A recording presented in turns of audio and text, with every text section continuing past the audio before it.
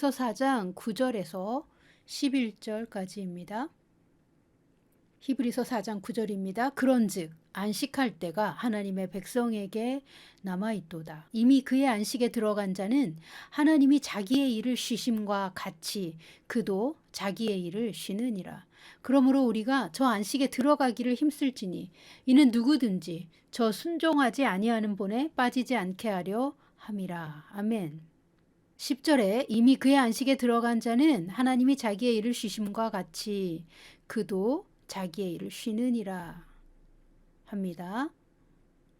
3절에는 이미 믿는 우리들은 저 안식에 들어가는 도다. 아멘.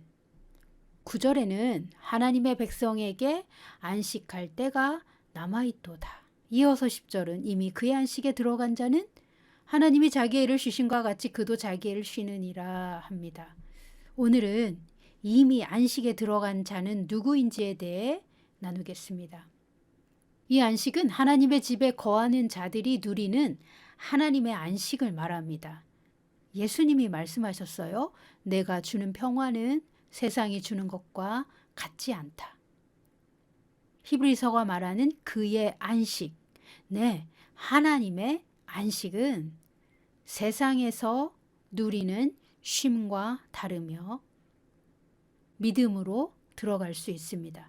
10절에 이미 그의 안식에 들어간 자는 하나님이 자기의 일을 쉬심과 같이 자기의 일을 쉬느니라 합니다. 하나님은 6일 동안 천지 만물을 창조하셨습니다. 창세기 1장 31절은 이렇게 말합니다. 하나님이 지으신 그 모든 것을 보시니 보시기에 심히 좋았더라. 저녁이 되고 아침이 되니 이는 여섯째 날이니라. 창세기 2장 1절입니다. 천지와 만물이 다 이루어지니라. 2절 하나님이 그가 하시던 일을 일곱째 날에 마치시니 그가 하시던 모든 일을 그치고 일곱째 날에 안식하시니라. 3절 하나님이 그 일곱째 날을 복되게 하사 거룩하게 하셨으니 이는 하나님이 그 창조하시며 만드시던 모든 일을 마치시고 그 날에 안식하셨음이니라. 아멘. 히브리서 4장 10절 이미 그의 안식에 들어간 자는 하나님이 자기의 일을 쉬심과 같이 즉 하나님께서 6일 동안 창조의 계획 안에 있는 모든 일을 다 완성하시고 일곱째 날에는 일을 그치셨습니다. 일하시는 여호와께서 일을 그치고 안식하신 날이 일곱째 날 안식일이었습니다. 그런데 하나님이 쉬신 안식은 안식일에만 쉬는 것이 아닙니다. 하나님은 분명 일곱째 날에 안식하시며 그날을 복되게 하사 거룩하게 하셨습니다. 우리도 안식일을 기념하여 거룩하고 복되게 지내야 합니다. 그런데 히브리서 4장 10절이 말하는 안식은 비단 안식일 하루만을 말하는 것이 아닙니다. 안식일에 누리는 안식을 포함하여 하나님의 안식을 말하는 것입니다.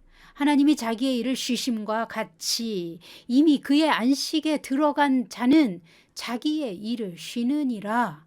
아멘.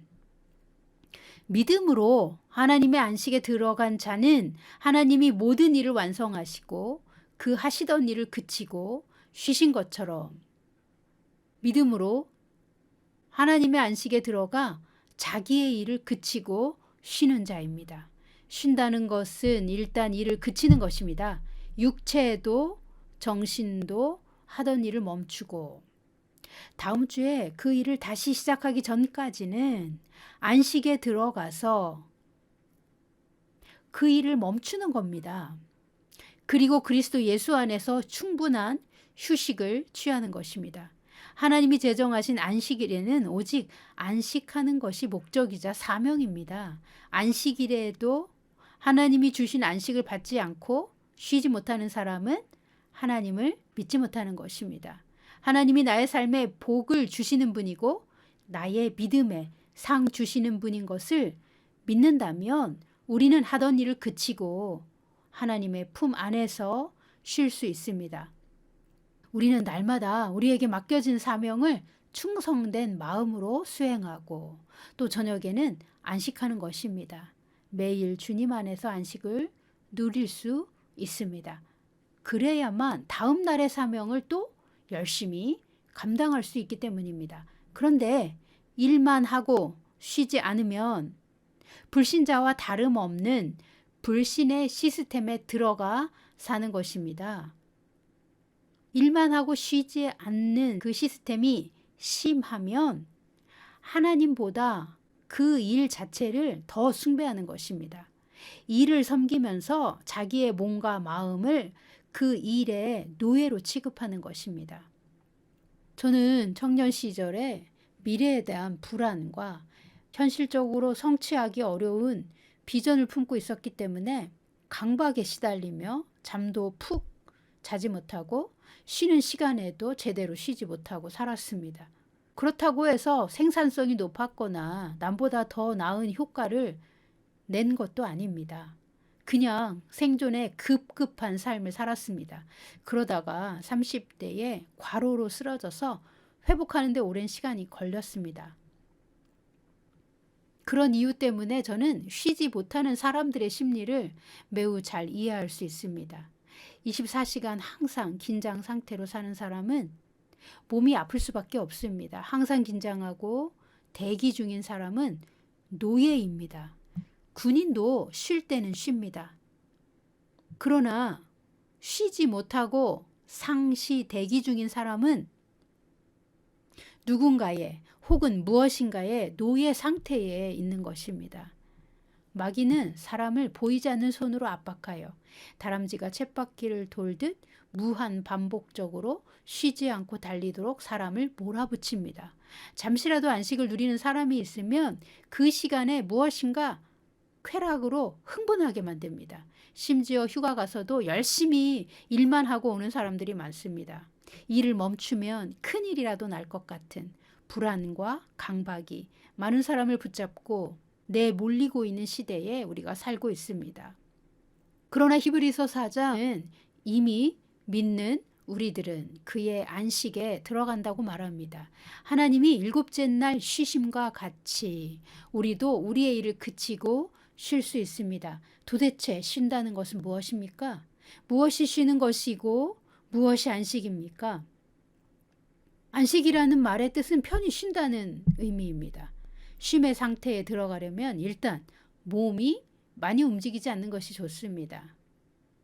가만히 있는 것을 못 견디는 분들이 많으시죠? 가만히 있자니 지루해서 졸리다면 차라리 졸거나 자는 게 좋습니다.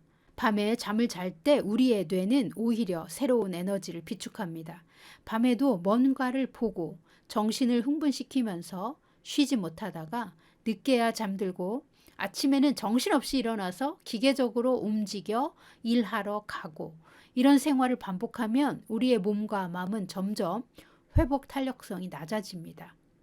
그리고 이 기간이 길어지면 마음의 여유가 없어지고 몸도 고장나게 되어 있습니다.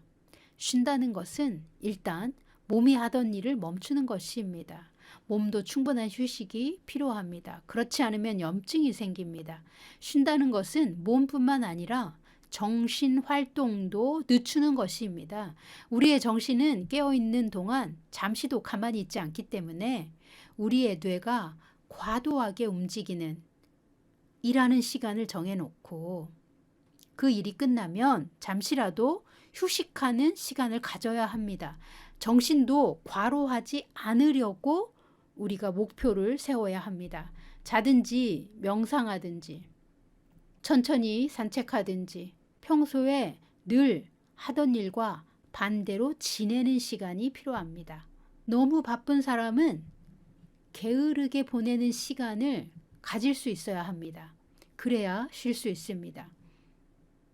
하나님은 자신이 하신 모든 일이 잘 될 것이며 뭔가 더 해야 할 필요가 없다는 것을 아셨기에 믿으셨습니다. 안식일 전까지 모든 날이 하나님의 마음에 심히 좋으셨습니다. 열심히 일하셨고 그 결과는 매우 좋았습니다. 그래서 그분은 아무 걱정이나 불안 없이 안식일에 쉬셨습니다. 그런데 우리는 우리가 하는 일이 잘 되지 않을까 봐 걱정합니다. 또 하루라도 일을 안 하면 수입이 너무 줄어들 것이라고 믿고 전전긍긍합니다. 휴일에도 많은 계획을 세워서 여기로 갔다가 저기 갔다가 하느라 더 고단할 때도 많습니다. 그러면 우리는 왜 쉬지 못하는 것일까요? 우리 마음 안에 불안과 두려움 그리고 불신 때문에 쉬지 못합니다. 생존에 대한 불안, 실패할 것이라는 두려움, 그리고 하나님께 복을 받을 수 없다는 불신이 우리 마음 깊은 곳에서 우리의 삶을 지배할 때 우리는 일이 끝난 시간, 밤에도 쉽게 휴식을 취하지 못합니다. 휴식 시간인데도 정신이 쉬지 못하고 있습니다. 아무것도 믿을 수 없고 안전하지 않으며 어쩌면 실패할 확률이 더 크고 하나님은 나를 깊이 사랑하시거나 내 인생에 깊이 관여하시지 않으실 거다라는 불신이 있으면 아무리 편안한 환경과 좋은 조건 안에 있어도 정신은 쉬지 못하는 것입니다. 이렇게 정신적으로 쉬지 못하면 과로를 거듭하다가 어느 날에는 판단력조차 매우 약화됩니다.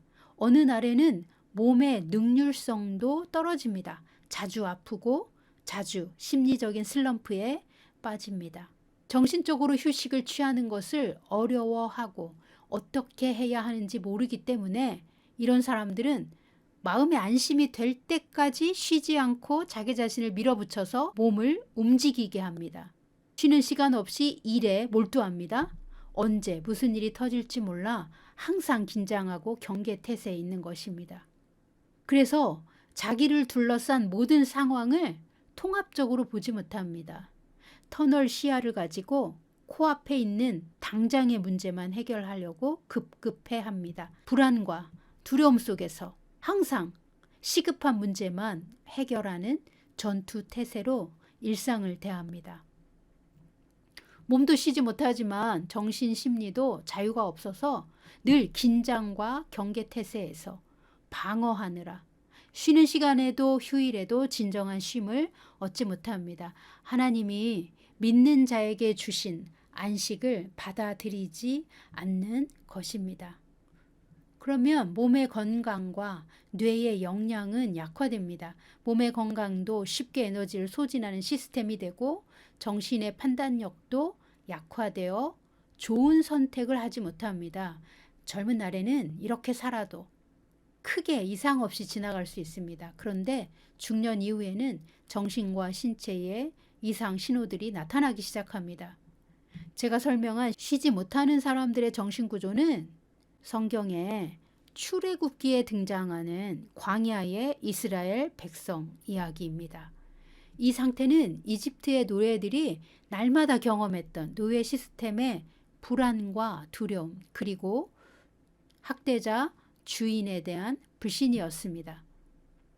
이 모두가 그들의 평생을 따라다닌 피해의식과 강박의 원인이었습니다. 이 정신구조는 구원받은 이후에도 광야에서 하나님을 대적하는 불신의 태도로 나타났습니다. 저는 초자연적인 경험을 통해 살아계신 하나님을 만난 이후에도 저의 무의식에 있는 이런 주제들을 깊이 교정받아야 했습니다. 이 노예 시스템에서 벗어나지 못한 채 오랜 시간 나의 에너지를 갉아먹는 무의식의 역동 안에서 살았습니다. 성령으로 침례받은 이후 오직 말씀과 성령의 인도하심에 따르려고 노력하게 되자 이제 악령들이 제 주변에 나르시시스트들을 이용하여 저를 혹독하게 밀어붙였습니다. 쉬지 않아야만 올바른 삶이다.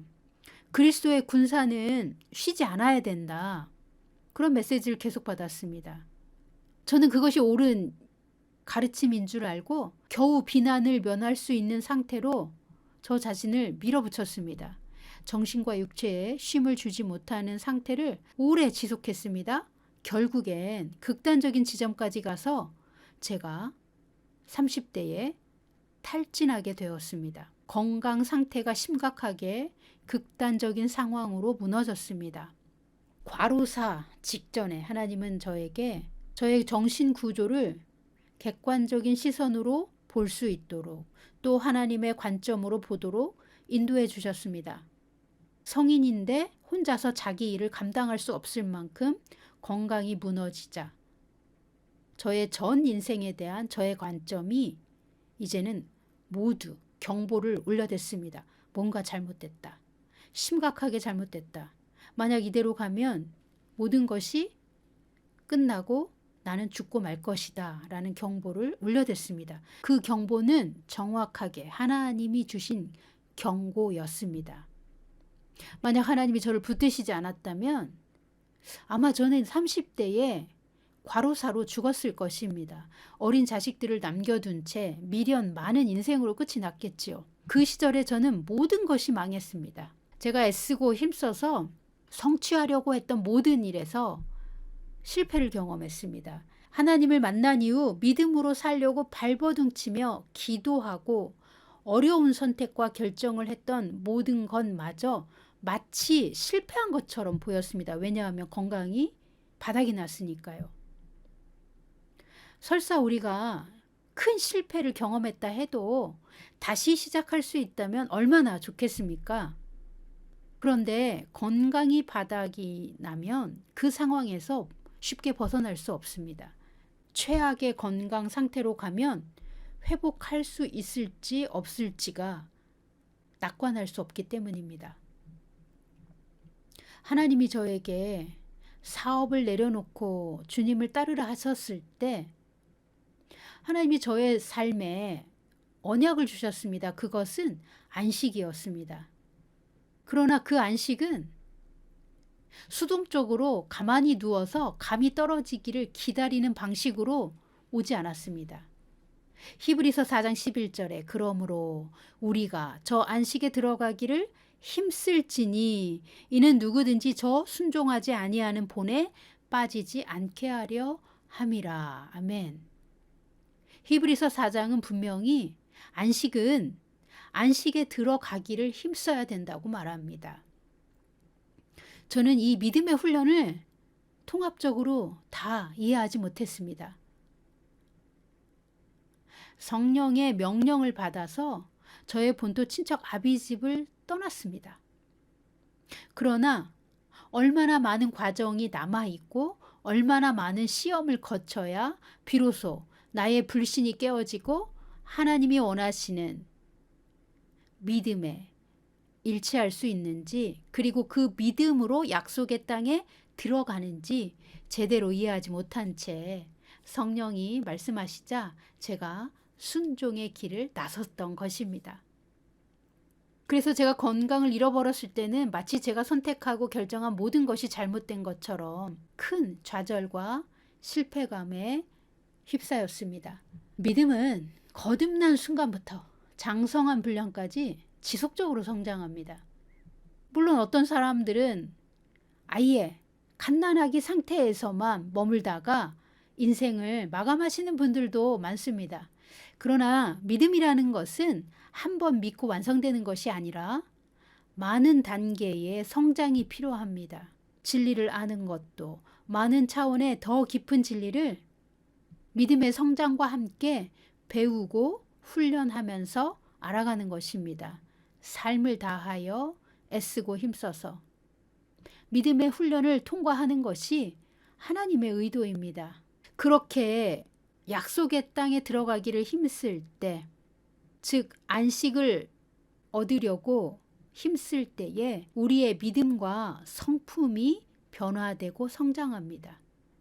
하나님과 올바른 관계로 정렬되고 진리를 알수록 하나님과 더욱 친밀해지는 경험을 갖게 됩니다. 그러면 개인적으로 하나님과 나의 관계에서 나를 향한 하나님의 의도와 계획을 섬세하게 알게 되고 하나님이 나와 함께 하신다라는 확신 속에서 우리는 치열한 전쟁을 겪으면서도 안식할 수 있습니다. 평안히 쉴 수 있습니다. 저의 개인적인 광야의 시간은 본토에서 체득한 노예 생활의 강박과 쉼이 없이 쫓기는 생활이 하나님의 관점에서 얼마나 잘못된 것인지 직면해야 했습니다. 모든 것이 다 잘 되는 상황에서는 결코 깨닫지 못할 뼛속 깊은 노예 정신이 성인이 된 이후에 나를 어떻게 사망으로 끌고 갔는지 직면해야 했습니다.